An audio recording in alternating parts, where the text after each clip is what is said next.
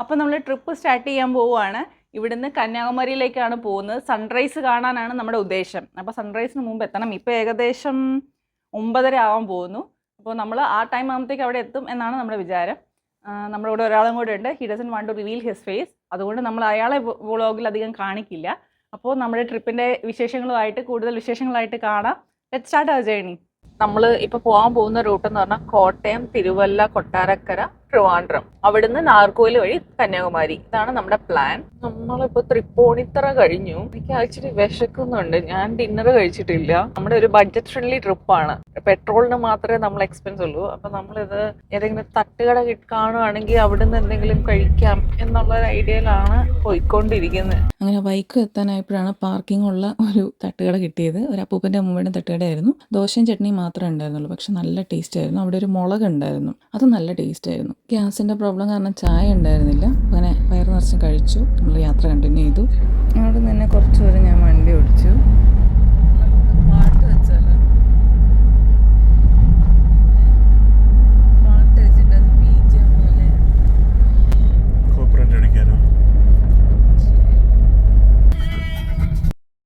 എനിക്ക് വണ്ടി ഓടിക്കാൻ ഭയങ്കര ഇഷ്ടമാണ്, പ്രത്യേകിച്ച് ഇങ്ങനെ ലോങ് ഡ്രൈവ് ഒക്കെ പോകുമ്പം. പക്ഷേ സ്വന്തം വണ്ടി ഇല്ലാത്തപ്പോൾ നമുക്ക് അങ്ങനെ ഒത്തിരി ദൂരമൊന്നും ഓടിക്കാൻ കിട്ടില്ലല്ലോ. അപ്പോൾ കിട്ടുന്ന അവസരം നന്നായിട്ട് ഉപയോഗിക്കുക. സ്വന്തമായിട്ട് വണ്ടി വാങ്ങിയിട്ട് വേണം കുറേ ദൂരം വണ്ടി ഓടിക്കാൻ, ആർക്കും കൊടുക്കാണ്ട്. അപ്പം നേരെ ചങ്ങനാശ്ശേരി.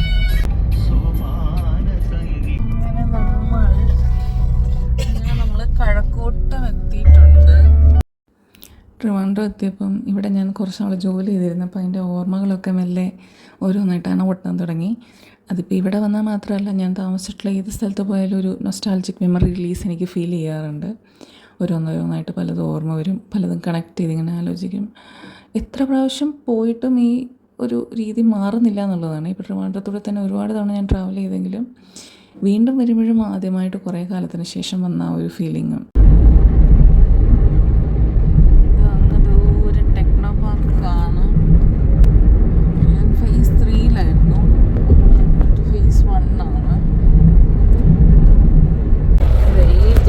ഇവിടെ അതിനകത്തേക്ക് ഒരു 100 മീറ്റർ പോയ അവിടെയായിരുന്നു ഞാൻ താമസിച്ചുകൊണ്ടിരുന്നത്. എനിക്ക് ഓർമ്മ വരുന്നുണ്ട്, പക്ഷെ ആരുടെ അടുത്ത് പറയത്തില്ല. അങ്ങനെ നാഗർകോവിലെത്തി. നാഗർകോവിലിൽ നിന്ന് ഒരു അരമണിക്കൂറിൽ നമ്മൾ കന്യാകുമാരി എത്തി. നമ്മളിവിടെ എത്തി. സോ ഞാനൊരു ഈ സാധനം തലയിൽ ഇട്ടേക്കുവാണ്. സോ ദാറ്റ് എനിക്ക് മുടി ഇങ്ങനെ ഫ്രണ്ടിൽ വന്ന് കണ്ണിലിങ്ങനെ കുത്തും. ആ ഇറിറ്റേഷൻ അങ്ങ് ഒഴിവായിക്കോളൂ. പിന്നെ കാറ്റടിച്ച് കഴിയുമ്പോൾ മുടി നന്നായിട്ട് എഫക്റ്റഡ് ആകും. അതും ഉണ്ടാവില്ലല്ലോ. അമ്മ എന്തൊരു തിരക്കാണ് അവിടെ. നേരത്തെ പോയി സീറ്റ് പിടിക്കണോ എന്നുള്ളത് എനിക്ക് അറിയില്ല. പക്ഷെ ആൾക്കാരുടെ ഓട്ടം കാണുമ്പോൾ എന്തോ അവിടെ എന്തോ തീർന്നു പോകുന്ന ഒരു ഫീലിംഗ് ഉണ്ട്. നല്ല മുട്ടത്തല പോലെ ഉണ്ട്. ഞാനെൻ്റെ സ്കെച്ച് ബുക്കൊക്കെ എടുത്തിട്ടുണ്ട്. ഇത്രയും നേരത്തെ പോകുന്നതുകൊണ്ട് അവിടെ പോയിരുന്ന് വരയ്ക്കാമല്ലോ എന്ന് വിചാരിക്കുകയാണ്. പക്ഷേ ഇവിടെ ഞാൻ ഉദ്ദേശിച്ച ഒരു കാംനെസ് ഒന്നും എനിക്ക് ഫീൽ ചെയ്യുന്നില്ല. ഭയങ്കര റഷ് ഫീൽ ചെയ്യുന്നു. കോലം പൊട്ടിട്ട് ഡ്രിങ്കിങ് വാട്ടർ ഉണ്ട് അല്ലേ മോനെ. കാലത്ത് 5 മണിക്ക് വന്ന് കാണാൻ പറ്റിയ അടിപൊളി കാഴ്ച. ഇവിടെ വരുമ്പോഴാണ് നമുക്ക് മാത്രമല്ല നാട്ടുകാർക്ക് മൊത്തം ഭ്രാന്താണ് മനസ്സിലാവുന്നത്.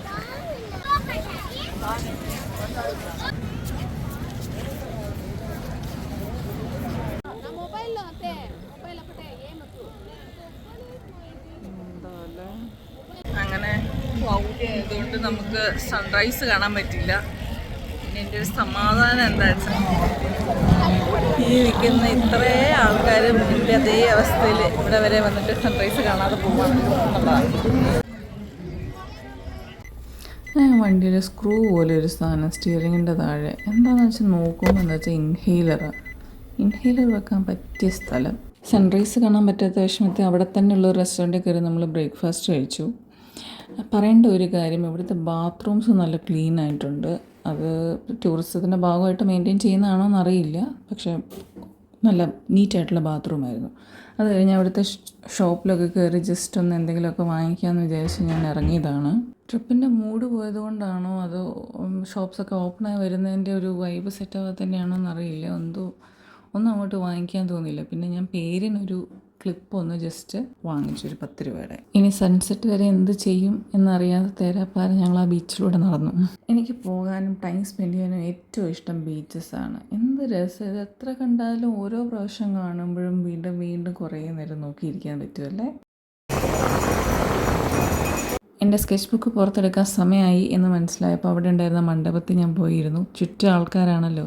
അപ്പോഴാണ് ഈ കുട്ടികൾ അങ്ങോട്ട് വന്നത്. ആദ്യം ഈ കൊച്ചാണ് വന്നത്. ഞാൻ അവളെ വരയ്ക്കാൻ തുടങ്ങി. പിന്നെ അതിൻ്റെ വാലെ കുറേ 2-3 പിള്ളേർ വന്നു. അവരെ ഞാൻ വരച്ചു. അവർക്ക് വരച്ച് ഞാൻ അവരുടെ ഈ പിക്ചർ കൊടുത്തപ്പോൾ എന്തൊരു സന്തോഷമായിരുന്നെന്നറിയാമോ. എനിക്കും ഭയങ്കര സന്തോഷമായി. ഈ മൊമെൻറ്റ് എൻ്റെ ലൈഫിൽ ഞാൻ ഒരിക്കലും മറക്കില്ലാത്തൊരു കാര്യമാണെന്ന് എനിക്ക് മനസ്സിലായി.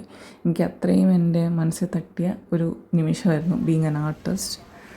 ഇതെൻ്റെ ലൈഫിൽ എനിക്ക് മറക്കാൻ കഴിയാത്ത ഒരു അനുഭവമായിരുന്നു. ഈ കൊച്ചുമിടുക്കി എനിക്കും ഒരു പിക്ചർ വരച്ച് തന്നു. എൻ്റെ സ്കെച്ച് ബുക്ക് വാങ്ങിച്ചിട്ട് അവൾ തന്നെയാണ് വരച്ചത്. പുള്ളിക്കാരത്തിയുടെ എക്സൈറ്റ്മെൻറ്റ് കണ്ടപ്പോൾ ഞാൻ വിചാരിച്ചു ശരി വരച്ചോട്ടെ, അവർക്കൊരു സന്തോഷം എനിക്കും ഒരു സന്തോഷം. ഞാൻ വരച്ച പിക്ചേഴ്സൊക്കെ അവർ കൊണ്ടുപോയി. അപ്പോൾ എൻ്റെ ഓർമ്മയ്ക്ക് ഇതിരുന്നോട്ടെ, അങ്ങനെ ആകുമ്പോൾ എനിക്കിടയ്ക്കിടയ്ക്ക് ഓർക്കാറില്ല എന്ന് ഞാൻ വിചാരിച്ചു.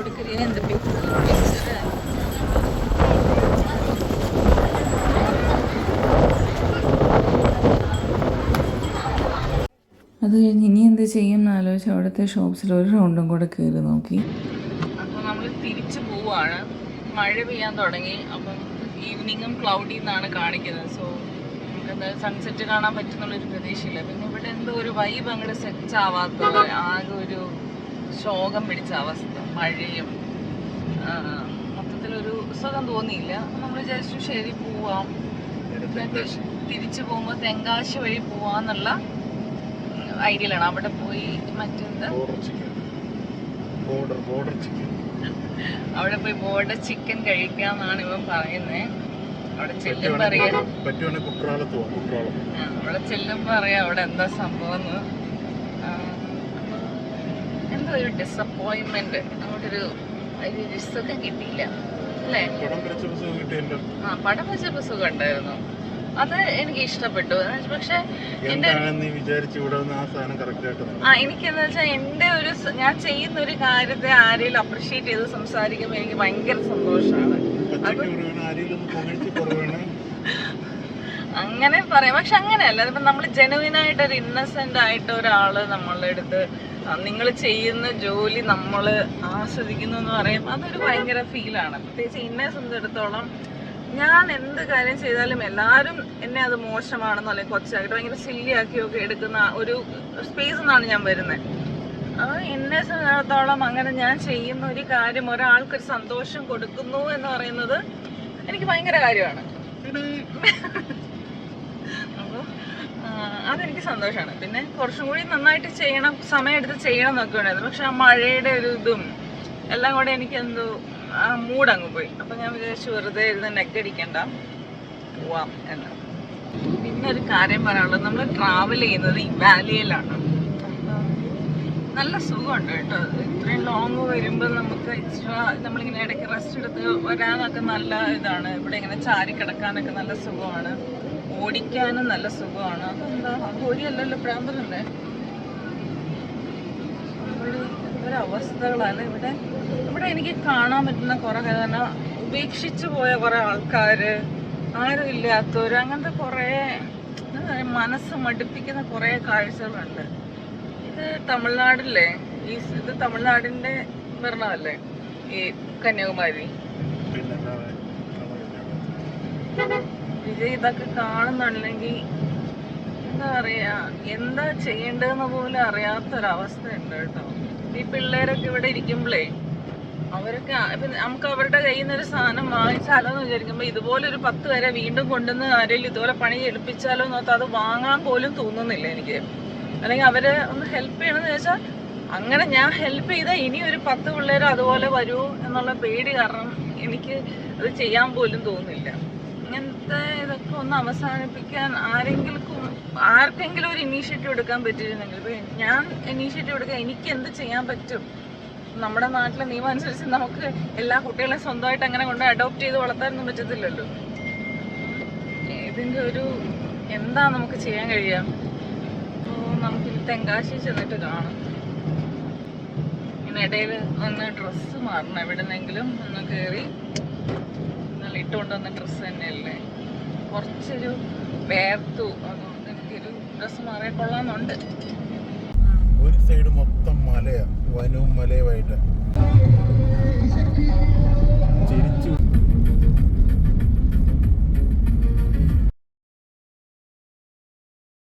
അപ്പോൾ നമ്മൾ തിരുനെൽവേലി കയറാണ്ട് തെങ്കാശിയിലേക്ക് പോയിക്കൊണ്ടിരിക്കുകയാണ്. ഇടയ്ക്കൊരു സ്ഥലത്ത് നമ്മൾ ഡ്രസ്സൊക്കെ മാറി ഒന്ന് ഫ്രഷായി.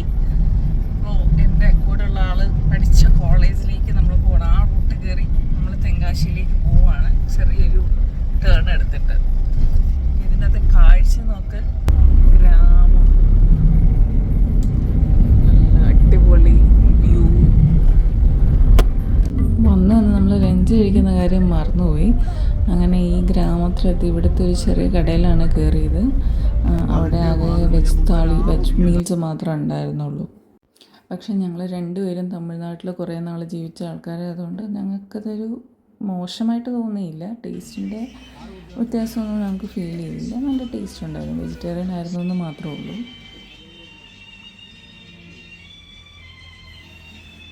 എങ്ങനെയുണ്ടായിരുന്നു ഫുഡ്? തമിഴ്നാട്ടിലൊക്കെ വന്ന് കുറച്ച് സന്തോഷമായിട്ട് സാലനയും കുറച്ച് മറ്റേ ചിക്കൻ്റെ ഇതൊക്കെ കൂട്ടി നല്ല നല്ല ഓംലെറ്റൊക്കെ കൂട്ടി കഴിക്കാമെന്ന് പറഞ്ഞ് ചോറ് വിളമ്പി കഴിഞ്ഞപ്പോഴാണ് അറിഞ്ഞത് അത് പ്യൂർ വെജിറ്റേറിയൻ ഹോട്ടലാണ്.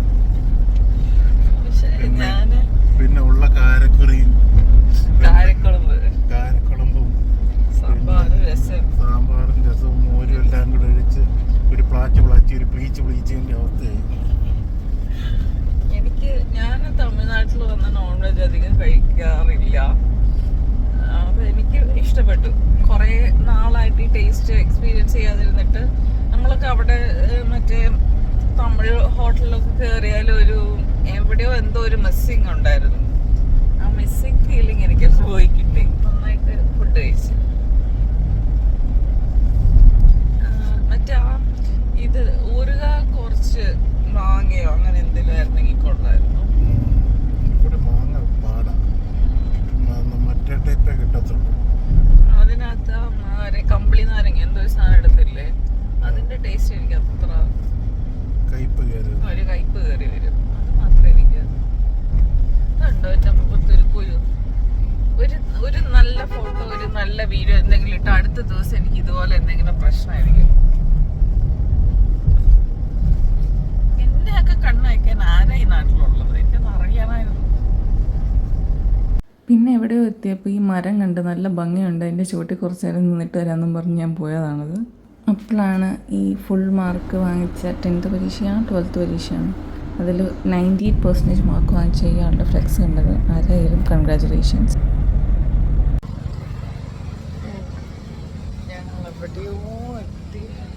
ചായ കുടിക്കാനായിട്ട് അങ്ങ് ഭ്രാന്തായിട്ട് പാടില്ല. ചായ കുടിക്കാം.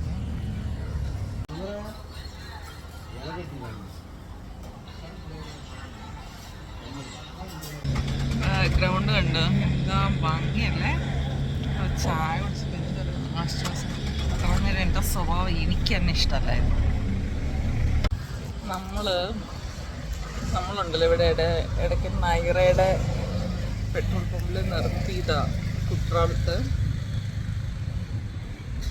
വ്യൂ കണ്ടു.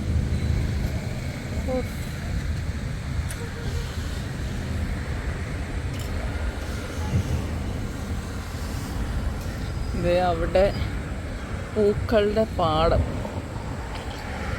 അത് തമിഴ്നാട്ടിലേക്ക് വരുമ്പോൾ മാത്രം കാണാൻ പറ്റുന്ന ചില കാഴ്ചകളാണ്. കേരളം വിട്ട പല ഉൾപ്രദേശത്തും ഉണ്ടായിരിക്കും. അവിടെ കല്ലെടുത്ത് ഓടി മാറ്റി. നോക്കി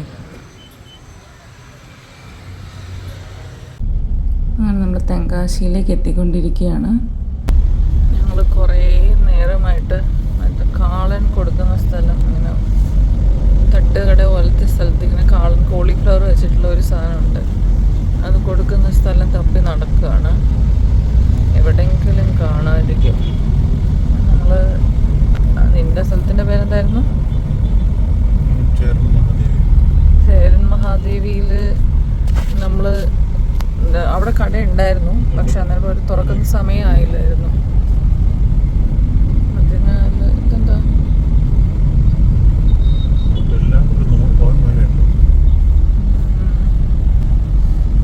അതിനാൽ നമ്മളിപ്പം ഇവിടെ തെങ്കാശി വന്ന് തപ്പിക്കൊണ്ടിരിക്കുകയാണ്. ഒരു കാണാൻ കിട്ടാതെ വീട്ടിൽ പോയാൽ കുറക്കാൻ പറ്റില്ല. ഫൈനലി നമുക്ക് കാളൻ്റെ കട കിടച്ചിരിക്കുകയാണ്. പോയി കഴിക്കാം. വലിയ ഗുമ്മൊന്നുമില്ല, പിന്നെ ഇവിടെ വന്ന് പോകുന്നതിൻ്റെ ഒരു ആഗ്രഹത്തിന് അങ്ങ് കഴിച്ചു എന്ന് മാത്രം. ഇപ്പം നോക്കുമ്പോൾ ഫുള്ള് കാളൻ്റെ കടയായിരിക്കും. രാത്രി ആകുമ്പോൾ ഈ ടൗണിനൊക്കെ ഒരു പ്രത്യേക സ്വഭാവം ഉള്ളതുപോലെ അല്ലേ. ഇനി അടുത്ത തെങ്കാശിയിലെ ബോർഡർ ചിക്കനാണ്. അതാണ് കട. ഭയങ്കര തിരക്കാണ്. നമ്മൾ ഉദ്ദേശിച്ച പോലത്തെ ഒരു വൈബൊന്നും എനിക്ക് കിട്ടിയില്ല. അവന് വലിയ കുഴപ്പമില്ലാണ്ട് കഴിച്ചു. എനിക്ക് ചിക്കനൊക്കെ അങ്ങ് വേവാത്ത പോലെയൊക്കെ തോന്നി. കഴിച്ചു എന്നേ ഉള്ളൂ. നല്ല വിശപ്പുണ്ടായിരുന്നതുകൊണ്ട് പിന്നെ കുറച്ച് കഴിച്ചു. പക്ഷെ ഞാൻ പകുതിയും അവന് കൊടുക്കുക ചെയ്തു. ഞാൻ അത്രയ്ക്ക് കഴിച്ചിട്ടില്ല. ഞങ്ങൾ കഴിച്ചത് ബോർഡർ ചിക്കൻ, കാട ചിക്കൻ, പിന്നെ പെപ്പർ ചിക്കൻ. ഈ 3 സാധനമാണ് ഞാൻ കഴിച്ചത്. പിന്നെ ഒരു മിൻറ്റ് ലൈം ജ്യൂസും കുടിച്ചു. അതിൽ പിന്നെ ഉള്ളതില്ല സത്യം പറയാം. കുറേ നാളായിട്ട് എനിക്ക് തമിഴ്നാട്ടുകാരുടെ കൂറസാരി വേണമെന്നൊരാഗ്രഹമുണ്ട്. അത് തപ്പി ഞാൻ എല്ലായിടത്തും നടന്നു, പക്ഷെ കിട്ടിയില്ല. അതല്ലെങ്കിലും ഞാൻ ആഗ്രഹിക്കുന്നതൊന്നും എനിക്ക് ഒരിക്കലും കിട്ടാറില്ല. പിന്നെ ആ വിഷമം മാറ്റാൻ ഏതോ സ്വീറ്റ് സ്റ്റോറിൽ കയറി ഏതൊക്കെയോ സ്വീറ്റ്സ് ഞങ്ങൾ ട്രൈ ചെയ്തു. അതിരസം വാങ്ങാനൊക്കെ ഇരുത്, പക്ഷെ അത് മാത്രം കിട്ടിയില്ല. അപ്പോൾ അത്രേ ഉള്ളൂ. പ്ലാൻ ചെയ്ത പോലെയൊന്നും ആയില്ലെങ്കിലും എവിടെയൊക്കെയോ എന്തൊക്കെയോ മെമ്മറീസ് ഇതിലും ഈ ട്രിപ്പിൽ ക്രിയേറ്റ് ആയിട്ടുണ്ട്. അപ്പോൾ ഈ വീഡിയോ കണ്ട എല്ലാവർക്കും നന്ദി. കൂടുതൽ വീഡിയോസിനായിട്ട് എൻ്റെ ചാനൽ സബ്സ്ക്രൈബ് ചെയ്യുക, എന്നെ സപ്പോർട്ട് ചെയ്യുക. നല്ല നല്ല വീഡിയോസ് അപ്ലോഡ് ചെയ്യാൻ ഞാൻ ശ്രമിക്കുന്നതായിരിക്കും. മറ്റൊരു വീഡിയോയിൽ കാണാം. Take care. ബൈ.